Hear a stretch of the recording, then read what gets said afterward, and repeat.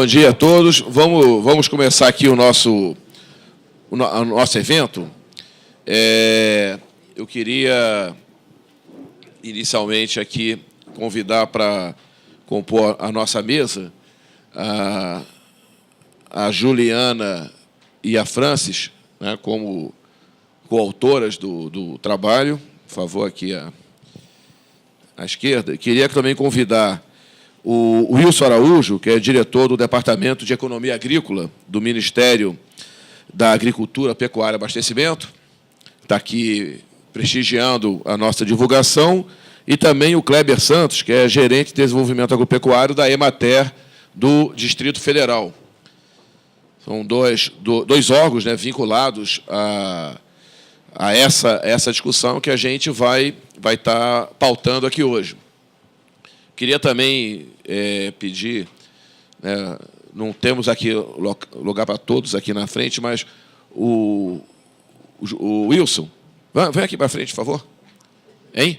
Fica aqui, pelo menos, aqui na primeira fileira. Os diretores aqui, o Wilson Lima, que é o diretor de Estudos e Políticas Urbanos e Ambientais, o Jussano de Souza, que é o diretor de Estudos e Políticas Socioeconômicas. O Russo não está aí, não, né, parente? Mas temos aqui também um especialista na área, que é o José Parente, que é da Diretoria de Estudos e Políticas Sociais, aposentado do INCRA.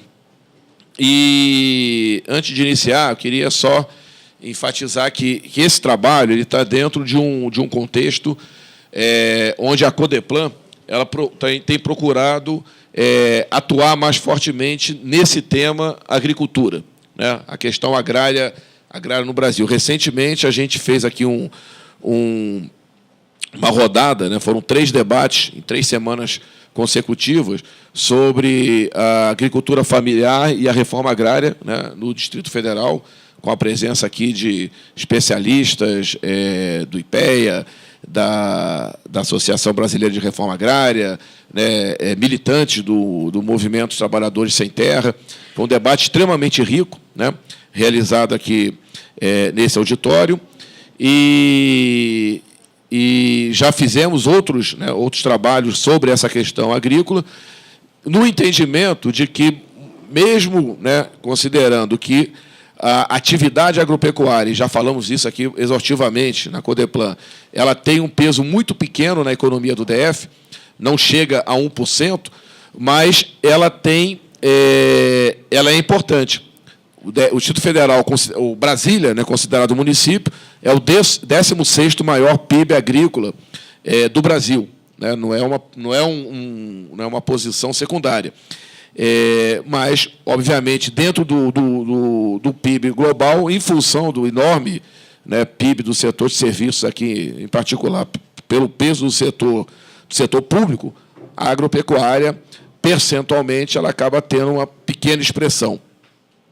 De todo modo, né, a gente também tem falado muito sobre o setor agropecuário, seja na nossa área metropolitana, seja na região geoeconômica, e mais propriamente na região geoeconômica, porque isso também pode significar uma oportunidade importante para o Distrito Federal naquilo que a gente vem falando já há algum tempo, da necessária diversificação da nossa estrutura produtiva, tão fortemente concentrada no setor terciário. 93% do nosso PIB, mais de 93%, é oriundo do setor terciário. E estamos fazendo essa divulgação no momento em que, recentemente, o IBGE divulgou, se não me engano, acho que foi a última estimativa, né, do levantamento sistemático, da safra brasileira de grãos, que se aproximou aí de 190 milhões de toneladas. É uma safra recorde no Brasil. Há 20 anos atrás, no início dos anos 90, a nossa safra não chegava a 60 milhões, ela mais que triplicou, né, ao longo dessas 2 décadas, e o que a gente identificou é que, nessa ascensão do Brasil, como hoje é o 4º maior produtor agrícola de grãos do mundo, não agrícola, mas de grãos especificamente, a região centro-oeste ela apresenta um desempenho excepcional, enquanto no Brasil ela mais que duplicou, no Centro-Oeste ela cresceu 600%, é um crescimento excepcional. E, surpreendentemente, quando a gente for estudar os dados da região geoeconômica, que é, né, essa área mais ampla, que é sob a influência de Brasília, nós identificamos que, nessa região, ela cresceu mais de 1000%. É um crescimento excepcional. Ou seja, é uma região que, no passado, ainda recente, se caracterizava por uma agricultura de baixa tecnicidade, né, de basicamente subsistência, ela tem avançado, né, bastante nesses últimos anos, se modernizando, e temos N problemas, né, derivado dessa modernização, a gente vai falar sobre isso. Temos o problema da concentração da produção em 2 grandes produtos, né, soja e milho, temos problemas de ordem ambiental, não estamos imunes a problemas, mas, de outro lado, né, destaca-se muito fortemente esse imenso crescimento da produção agrícola, em particular, como a gente focou nesse estudo, da produção de grãos. Esse estudo foi realizado aqui a 3 mãos, são aqui também a Juliana e a Francis, e eu tinha pedido que elas fizessem a apresentação do trabalho, mas como elas são muito tímidas, né, elas declinaram do convite, né, e passaram a bola para mim. Mas eu quero registrar isso, né, que essa é uma realização das duas ali dentro do núcleo, né, de desenvolvimento regional e metropolitano, e é importante que esse crédito seja dado. Eu vou, então, passar... Não tenho sem fio, não, né, Toninho?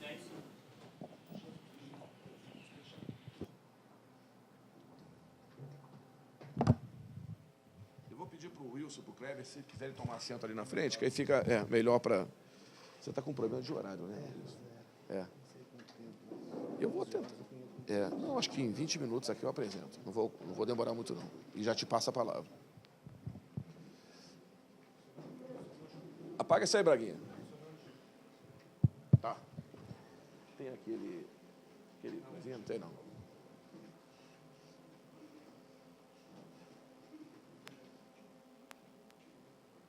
Isso. Pode ir. Quer dizer, volta um pouquinho. Volta primeiro. O que a gente está chamando a atenção aqui, que nessa atual safra, né, um recorde na produção de grãos no Brasil e também na nossa região geoeconômica. E estamos analisando aqui o período 1990 a 2013. Pode ir. Então, para introduzir a discussão, né, nessa safra, volume recorde de 189,3 milhões de toneladas, tem uma diferençazinha em relação ao divulgado pelo IBGE, porque o IBGE ele não considera a produção, no totalização, de caroço de algodão, e nós consideramos, né, nesse estudo. Então, 189 milhões de toneladas de grãos, consolidando-se como o 4º maior produtor de grãos do mundo, superados pela China, que é o primeiro, Estados Unidos, segundo, e Índia, terceiro. Se considerar a União Europeia como um bloco, né, a União Europeia supera o Brasil, mas como país isolado, somos o 4º.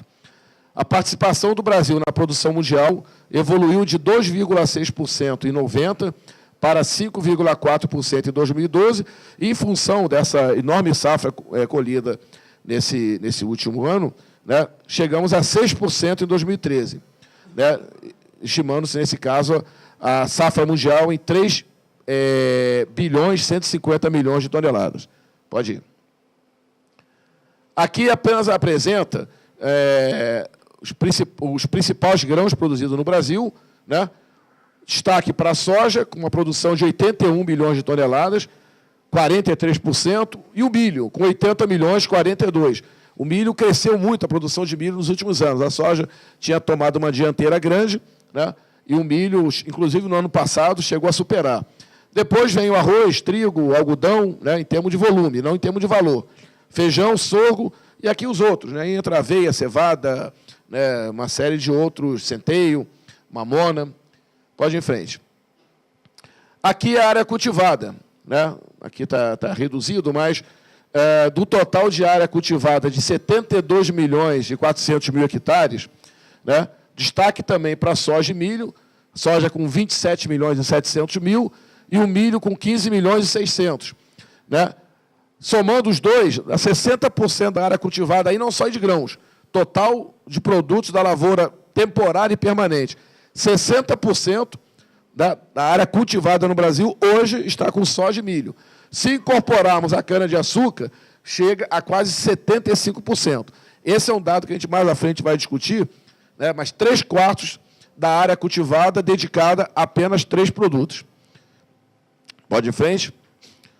Rapidamente sobre a evolução da produção mundial. Aqui estão os principais países produtores, em ordem decrescente. Né? Azul, isso aqui? Azul é 1990, laranja, 2012. Então, a gente vê aqui, a China já era a principal em 90, né? Consolida, Estados Unidos, Índia. Né?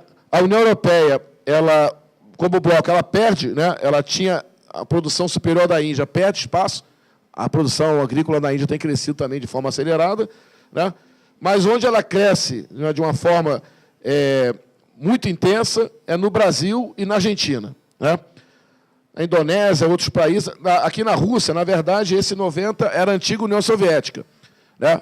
E a segunda coluna é atualmente a Rússia, que foi fragmentada em 15 repúblicas. Né? Então, teve um decréscimo grande. Agora, mesmo somando o total das antigas repúblicas soviéticas, Rússia, Ucrânia, Cazaquistão, né? A produção atual é pouco mais da metade do que era em 1990. É uma situação muito complicada.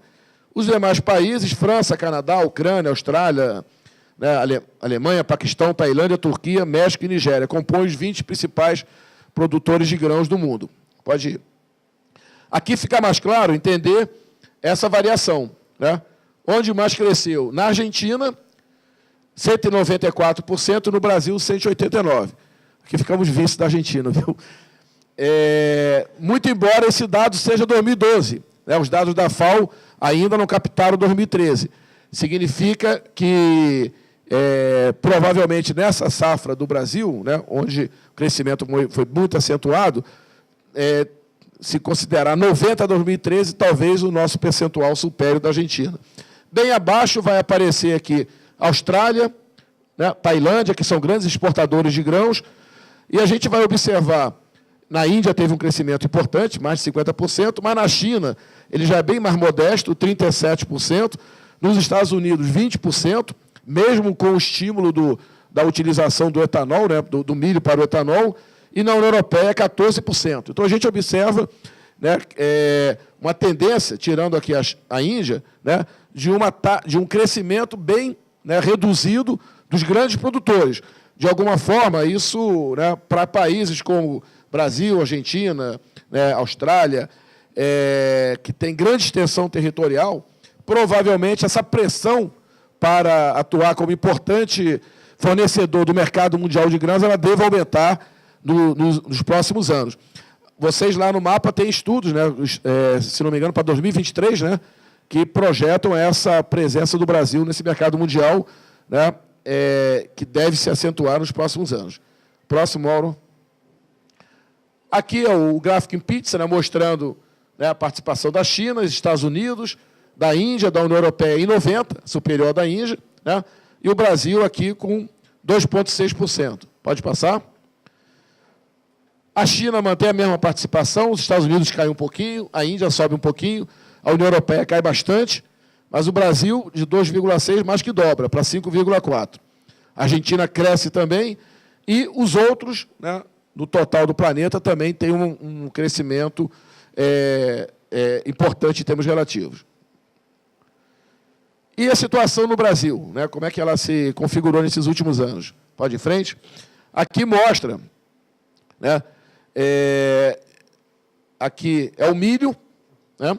Ele, de alguma forma, ele reveza com a soja como o principal produto, né, do país, até aqui meados dos anos 90, depois a soja ultrapassa, né, mais recentemente vai perder espaço e agora praticamente empatam.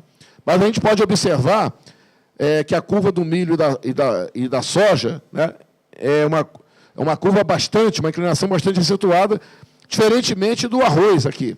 A gente vai ver que o arroz, em 90, tinha uma produção, né, 91, já em torno de 10 milhões de toneladas, e não se distancia muito disso.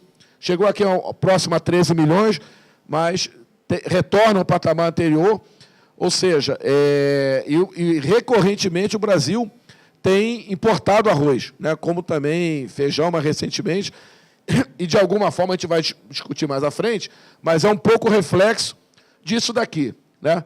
A estagnação da produção de feijão, de arroz, mandioca, trigo, né, culturas mais voltadas para a alimentação básica do brasileiro, está muito associado a esse enorme crescimento da produção de soja e milho, que tem, de alguma forma, se apropriado de todo o aumento da área cultivada no Brasil ao longo dessas 2 décadas. Aqui na linha de baixo, a gente vai ver alguma coisa, fica escondido porque está muito próximo aqui a zero, mas alguns produtos têm apresentado desempenho positivo, em particular o algodão e o sorgo, né? Só que está aqui um pouquinho misturado embaixo, não destaca muito, a gente vai ver mais adiante. Pode ir? Aqui foi a evolução da produção do Brasil, 56 milhões de toneladas, né?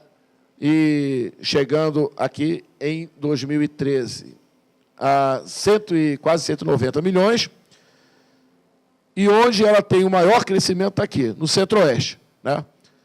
Ela sai de um patamar bem mais baixo, ultrapassa a região Sul, que era a principal região produtora em 1990. Centro-Oeste tinha uma produção semelhante à do Sudeste. A produção no Centro-Oeste dispara, e no Sudeste e no Sul ela cresce numa velocidade bem menor. Pode ir? Aqui está a variação. Variação no Brasil, perto de 200%, né? E Centro-Oeste, 600%. No Nordeste, tem um crescimento importante, da ordem de 350%, que parte dessa região está exatamente, né, nessa região de influência de Brasília, sob polarizado por Brasília, que é o oeste da Bahia, né? Mas aqui também no Nordeste entra ali o sul do Maranhão e do Piauí, que hoje se destaca como grandes produtores de grãos. É o chamado Mapitoba, né, que pega Maranhão, Piauí, Tocantins e Bahia, né? Sul do Maranhão, sul do Piauí, oeste da Bahia e o leste do Tocantins. Então, o Nordeste expressa exatamente esse crescimento ali de Bahia, Maranhão e Piauí. O Norte, de alguma forma, aqui, basicamente, Tocantins e Pará, né? O Rondônia também tem uma produção importante, né? E o Sudeste, uma produção muito tímida, né? O crescimento muito tímido, melhor dizendo, tal qual o Sul, né? De alguma forma, uma agricultura já consolidada e a velocidade de crescimento mais moderada. Pode ir em frente? Aqui vou mostrar os 2 principais produtos. A soja, a gente vê o crescimento no Brasil e como ela cresceu mais acentuadamente lá no Centro-Oeste, né, e no Nordeste, onde ela praticamente não existia e já passa a ter uma expressão, algo em torno de 4 milhões de toneladas. Né. No Sul, ela era muito importante e continuou crescendo. Pode ir? E no caso do milho, né, o mesmo desempenho, né, um forte crescimento, muito concentrado no Centro-Oeste, nesse caso, bem menos no Sul. Centro-Oeste também ultrapassa a região Sul como principal produtora e ultrapassa também o Sudeste, que, dentre as grandes regiões, é aquela que, em quase todos os produtos, apresenta o comportamento mais moderado. Vamos entrar agora exatamente aqui na nossa região. Pode ir? A gente vai observar aqui, né, o desempenho da soja. Olha, sai de um patamar inferior em torno de 500 mil toneladas e chega a mais de 6 milhões de toneladas, né, ao longo de 23 anos. O milho, né, um patamar menor, chega à produção de 4 milhões de toneladas. Né. O arroz praticamente estagnou, o arroz não teve variação, né, na região. Feijão não, feijão cresce. Aqui no Centro-Oeste, feijão cresce. Ele tem decrescido na região Sul, ele tem estagnado no Nordeste, mas o feijão tem apresentado um grande crescimento na região Centro-Oeste, na região geoeconômica, no Centro-Oeste, no geoeconômico, e o algodão, sobretudo, por conta do oeste da Bahia, né? Crescimento do algodão. Sorgo, né, em toda a região ele tem crescido, e o trigo, né, não tem muita expressão na região. Mas a gente vai observar, né, o tamanho das colunas aqui da soja e do milho, fica claro, né, que aquela mesma situação que a gente observa no Brasil e observa no Centro-Oeste se reproduz aqui na região geoeconômica, né? Uma grande concentração da produção nesses 2 produtos, né? No caso, o terceiro produto, que na escala nacional é o arroz, na geoeconômica é substituído pelo algodão. Em frente. Aqui são as taxas de crescimento, de variação em todo o período, né? Então, na região geoeconômica como um todo, 1.036%, multiplicou por 11 vezes a produção de grãos. Aqui está dividido a região geoeconômica 1 e a geoeconômica 2. A 1 a gente considera as 3 microrregiões de Goiás, o próprio DF, e mais as 2 microrregiões mineiras. É uma área mais próxima e mais fortemente polarizada por Brasília. A região geoeconômica 2 estão aqui a microrregião do Tocantins e as 3 microrregiões da Bahia. Na geoeconômica 1, o crescimento foi mais moderado, né? Na média, 1.036, aqui 613, e na região geoeconômica 2, 2.251. Ali, isso aqui é resultado de Barreiras e Santa Maria da Vitória, né? Uma forte expansão da produção, em particular de soja e algodão, né, nessa região. Na região mais próxima a Brasília, o destaque está aqui com a microrregião em torno do DF, 1.051%. Né? O DF, propriamente dito, teve uma expansão menor, 307%. Né? Menor que a registrada, por exemplo, em Unai, que cresceu muito, quase 1.000%, ou na Chapada dos Veadeiros, cresceu 548%, mas supera, né, o crescimento na microrregião de Paracatu, que não chega a 300%, e no Vão do Paraná, em torno de 228%. Isso aí, no período, nesse caso aqui da região geoeconômica, estamos analisando o período 90 a 2011, tá certo? Os dados para o Brasil temos já disponíveis para as grandes macro-regiões, os dados para 2013, os dados da FAO estão disponíveis para os países para 2012, mas aqui o IBGE, na produção agrícola municipal, só disponibilizou para nível de município, né, e, consequentemente, microrregião, apenas até 2011. Deve sair aí os dados de 2012. Mas não tem grandes mudanças, não. Pode ir em frente. Aqui vai mostrar exatamente a variação nos 4 principais produtos, em cada uma das microrregiões. Então, a gente vê aqui que no entorno do DF, né, crescimento, a variação não, aqui não, aqui é a produção bruta, é a produção, volume. Né? Então, quase em todas elas, predomina a soja. Soja secundado pelo milho. Né? O arroz e o feijão. O feijão vai ter uma expressão importante aqui no entorno do DF e também na região de Unai. No restante, não tem muito expressão, não. E o arroz, praticamente, ele é inexpressivo em todas as microrregiões. Já foi uma região importante produtora de arroz, praticamente desapareceu. Pode ir em frente. Esses mapinhas aqui mostram onde está a maior concentração da produção, no caso da soja, na região geoeconômica que a gente chama de 1, né? A mais próxima ao DF. Então, a gente vai observar aqui em 90, né? E aqui 2011. Então, a gente vê que a produção está mais concentrada aqui no entorno de Brasília, né? Numa escala menor aparece Unai, né? Depois Paracatu e o próprio Distrito Federal, e bem menos, uma produção bem menor, nessas 2 microrregiões aqui, da Chapada dos Veadeiros e o do Vão do Paraná. Pode ir? No caso do milho, né, repete. Produção muito concentrada aqui no entorno de Brasília, que temos grandes municípios produtores, Cristalina, né, que é o município de maior produção agropecuária do Brasil, Lusiana, que também tem uma importante produção. Aqui, Unai, repete, como segundo mais importante, né, Paracatu e o Distrito Federal, e também essas 2 regiões aqui, que praticamente em todos os produtos são as regiões que têm menor peso. Né? Aqui temos uma agricultura ainda de baixa produtividade. Pode ir em frente? Na chamada geoeconômica 2, no caso da soja, a gente vai ver a grande concentração em Barreiras, 2.900.000 toneladas, Santa Maria da Vitória, também é uma produção importante, Dianópolis, no terceiro plano, já no Tocantins, Cotegipe, com uma produção bem pequena. Em frente. No caso do milho, a mesma coisa. Barreiras, né, uma produção superior a 1 milhão de toneladas, Santa Maria da Vitória, quase 500 mil, depois Dianópolis e Cotegipe. Bom, vamos partir já para a finalização, as considerações gerais. Nas 2 últimas décadas, o Brasil não só consolidou-se como o 4º maior produtor mundial de grãos, superado apenas pela China, Estados Unidos e Índia, como também alçou a condição de 2º maior exportador, né, mundial, superado apenas pelos Estados Unidos. No caso da soja, o Brasil já superou os Estados Unidos, né, e, em relação ao milho, é o 2º maior exportador, ou seja, disputa com a Argentina.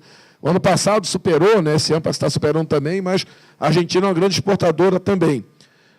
Além de ocupar um lugar de destaque na exportação de algodão, né. Então, o que era um importante país produtor se tornou uma potência agrícola, mas também uma potência exportadora. Tal expansão deveu-se, sobretudo, a um mercado mundial de commodities agrícolas especialmente aquecido, compreendendo não somente a soja e o milho, como também o de carne de frango e suíno, que tem os 2 grãos como insumo básico, né, e o Brasil é grande exportador de carne, maior exportador de carne de frango e o 4º de suínos, assim como de outros produtos, né, como a cana-de-açúcar e o algodão. Né? No caso, a cana-de-açúcar não é grão, mas o Brasil é o maior exportador de açúcar do mundo e o 2º de etanol. Pode ir em frente? Deve-se ressaltar, contudo, a preocupação com a excessiva concentração da produção em 2 produtos, soja e milho, que já ocupam 81% da área cultivada com grãos e 60% do total, considerando todas as culturas temporárias e permanentes. Né? Uma forte concentração na produção de soja e milho. Tal concentração tem levado à inibição da área dedicada a outros grãos, especialmente voltados para a alimentação básica da população, como o feijão, arroz e o trigo, assim como de outros produtos como mandioca e banana, levando ao encarecimento desses produtos no mercado interno e mesmo a recorrentes importações para garantir o abastecimento interno. A gente tem visto, né, determinados anos onde a safra é mais robusta, o Brasil até exporta arroz, mas em outras situações tem importado arroz, principalmente do Uruguai e da Argentina, também dos Estados Unidos, né, e a gente vê em outras situações.